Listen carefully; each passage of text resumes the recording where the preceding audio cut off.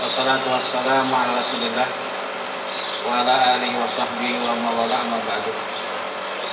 Sama-sama kita hormati Bapak Kepala Dinas yang mewakili para pejabat struktural, Ibu Kasupa, Kabid, Kasubsir, dan karyawan-karyawati Dinas Kesehatan Nusantara.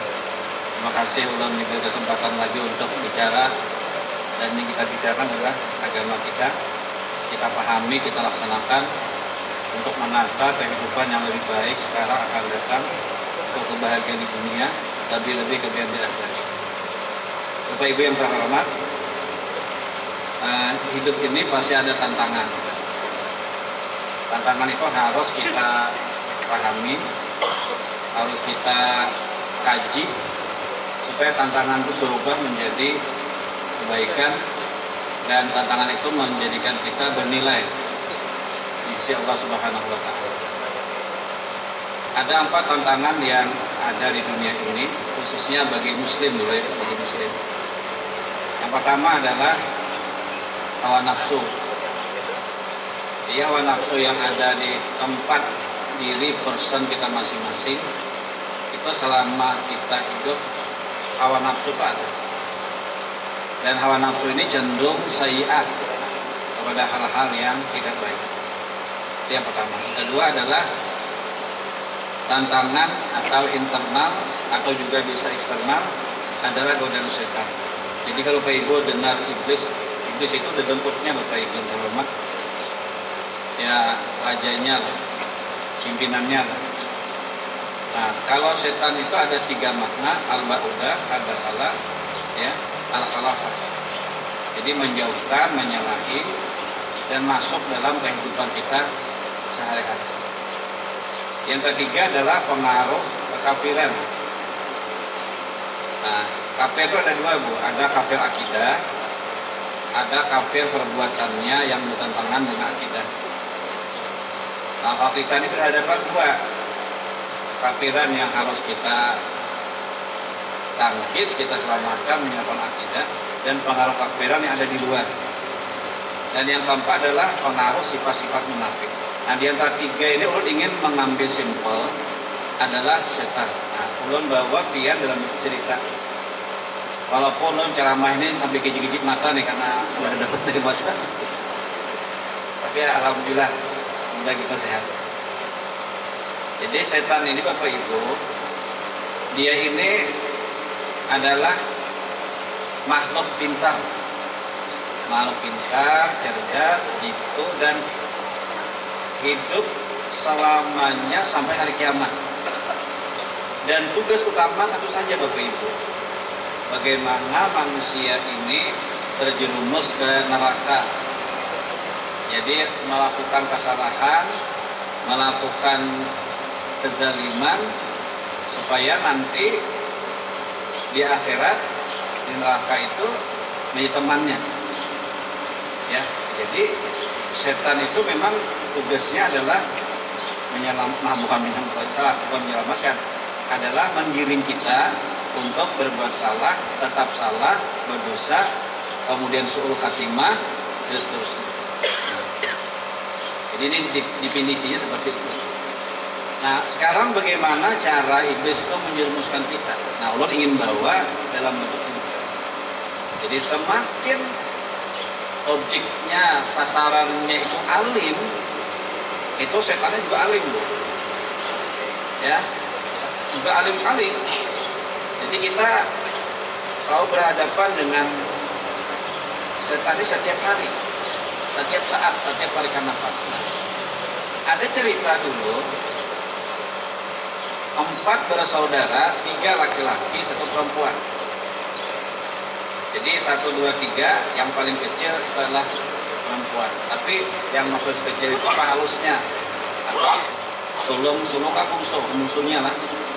Nah, tapi bujang nih Bu, jadi orang remaja lah, dewasa. Ringkas kata, 2 orang tua mereka ini meninggal dunia. Lalu mereka berpikir keras bagaimana mengembalikan ketahanan hidup dan ekonomi kehidupan. Lalu mereka sepakat, mereka akan merantau dengan berbeda tujuan, berbeda lokasi. Nah, yang mengganjal waktu itu adalah bagaimana kita ini, adik kita yang kita tinggalkan ini siapa yang maharagunya, menjaganya. Dari berbagai macam hasil pemeriksaan mereka bertiga, Bapak Ibu terhormat, ini saya singkat cerita ini, maka mereka meminta kepada seorang mu'alim untuk menjaga adiknya ini. Kalau mereka ke sana, mereka memohon, meminta, asalnya mu'alim tidak mau. Kata mu'alim, berat ini, adik pian ini kan bujang, ya, sedangkan saya ya laki-laki lah bahasanya, dan saya belum berkeluarga, berat misalnya, saya tidak sanggup. Tapi kata mereka, kalau pian ini karena sanggup, kami ada percaya dengan yang lain. Maka akhirnya disanggupi dengan catatan, nanti kalau dibikinkan pondok kecil, karena cerita lama ini, jadi pondok waktu itu dibikinkan tempat dia dapat tinggal. Nanti pada waktunya akan diserahkan kembali kepada mereka bertiga ini. Nah, jadi Bapak Ibu, ini rumah mu'alimnya, di sini rumah gadis itu, pondokan, di sini majelis taklim, bukan pengajian. Itulah kira-kira perlu membayangkan kepada pihak. Nanti endingnya ini Bapak Ibu, bagaimana setan itu menjerumuskannya, betapa getolnya, betapa beraninya tanpa putus asa, ya. Nah, pada minggu pertama berjalan seperti biasa. Jadi lewat, lalu disapa lah oleh ma'alim itu.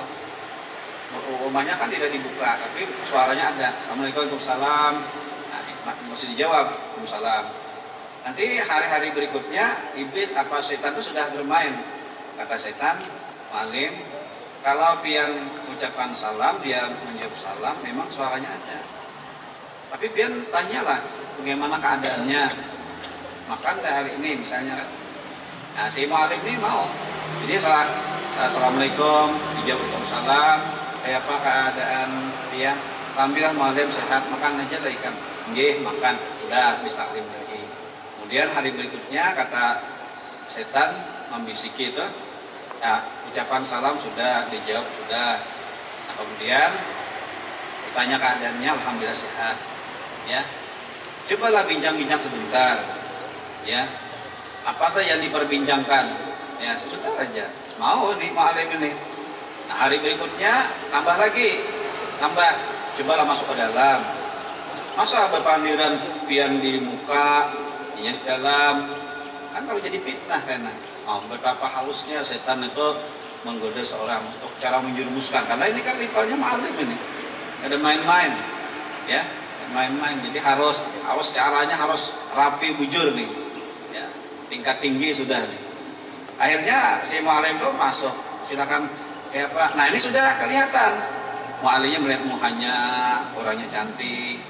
Nah, gimana keadaan nikah? Alhamdulillah sehat. Makan aja lah, sehat aja lah. Nggih mu'alim. Nah, suaranya lembut perempuan ini. Nah, jadi dibisikin lah Pak mu'alim. Nah, bagus kalau nyaman kalau pandir kalau berhadapan itu. Nah, hari berikutnya mu'alim, cobalah pian habis mengajar itu, nah ke sana hilangi lagi nya sebenarnya. Baik, kalau ingin percepat cerita ini, akhirnya apa Bapak Ibu terhormat? Akhirnya terjadilah yang tidak diinginkan. Ini bukan perselingkuhan, Bu.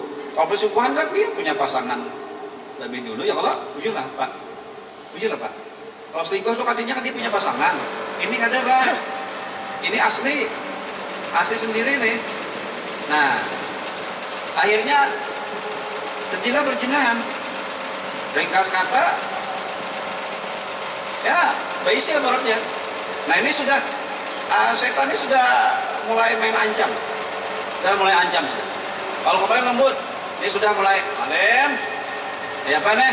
Nah, pian sudah berzina, dan dia mengandung anak itu.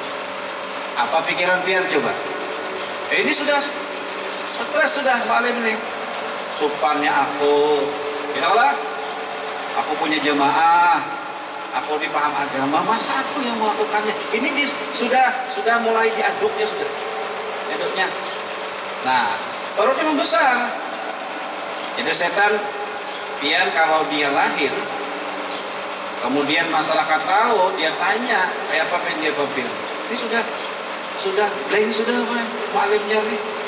Ilmu agamanya tuh sudah turun, sudah imannya sudah merosot Pak. Akhirnya apa? Dibunuh berapa orang bapak ibu yang dibunuhnya? 2 jadinya. Si perempuannya dengan bayi yang dikandungnya. Nah ini sudah main cepat sudah setan ini. Pian kalau bunuh dia harus bisa menghilangkan jejak. Hilangkan jejaknya. Maka dibikinlah rumah itu tabuk lah. Dibikin kuburan. Ya, pokoknya kita paham aja lah sudah. Dibikin kuburan. Ringkas kata datanglah saudaranya. Ini kan berdusta belang nih, bikin cerita. Anak kita impian nih ini, tapi kayak ini. Oh, itu dusta semua itu. Untuk menutupi itu. Oke lah, mereka bertiga nih kayaknya hari itu pasrah. Karena mereka percaya dengan mu'alim tadi. Sampai ke rumah, iblis membisiki di antara bertiga itu yang adiknya paling kecil. Apa kata iblis? Apa kata setan? Kamu percayalah bahwa mu'alim itu adik meninggal. Kalau meninggal, lihat mana kuburannya. Paling kali dia melihat di kuburan di mana. Pasanglah tulisannya. Jadi tanda lah. Biar kalau mailangi adik dia. Nah itu digembus. Bangun dari tidur cerita sama saudara-saudaranya. Bujur juga nih. Datangilah malam tadi. Nah disinilah puncaknya. Tidak bisa dia mengakui semua. Bapak Ibu terhormat. Itulah setan itu tidak pernah berhenti menggoda. Cerita ini memang dialokasikan dalam cerita dalam hal tanda kutip penyalahgunaan kepercayaan. Dia berzina, akhirnya membunuh sebagainya. Tapi cerita ini bisa kita aplikasi kepada cerita-cerita lain yang bisa menginspirasi kita untuk tidak melakukan hal yang sama atau berbeda tapi itu keliru. Jadi artinya bahwa setan tidak pernah berhenti. Ya, dia tidak penting kayak apapun detailnya. Profesor, dokter, ujungnya itu apa aja sepanjangnya tidak penting. Apapun jabatan apa paling tinggi tidak penting bagi dia. Karena setiap manusia ada celah untuk mereka jerumuskan. Jadi inilah tantangan kita setiap hari. Setiap hari Pak. Bukan per waktu, setiap hari, setiap detik. Kenapa?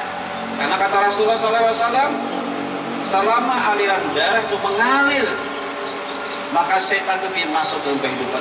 Kecuali Nabi dan Rasul. Kalau dirusul Nabi kita Muhammad SAW. Kalau Nabi itu tidak bisa dimasuki. Karena Rasulullah itu bentengnya itu kalifatan, durasi kekuatannya tidak bisa. Jangankan anak masuk menyerupai wajah Nabi aja tidak bisa. Tidak usah Rasulullah, kita contohkan.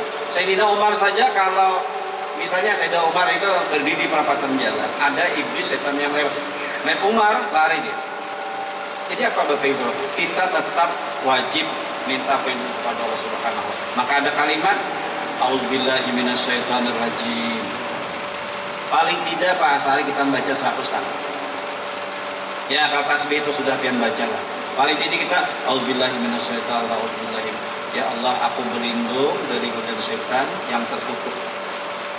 Saya kira ini yang bisa saya sampaikan. Silakan Bapak Ibu mengambil intisarinya, kita aplikasi dalam kehidupan kita sehari-hari.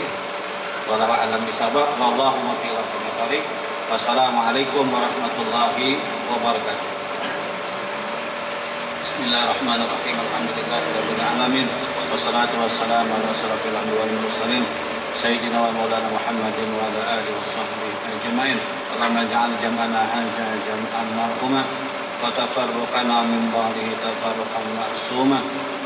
Allahumma inna nas'aluka ilman nafi'an wa rizqan halalan wasi'an wa amalan mutaqabbalan. Allahumma nas'aluka hidayatan wal ghina. Rabbana atina fid dunya hasanatan wa fil akhirati hasanatan wa qina adzabannar. Subhanakallah wa tahiyyatuhum assalam wa akhiru da'wana alhamdulillahi rabbil alamin. Taqabbalallahu minna.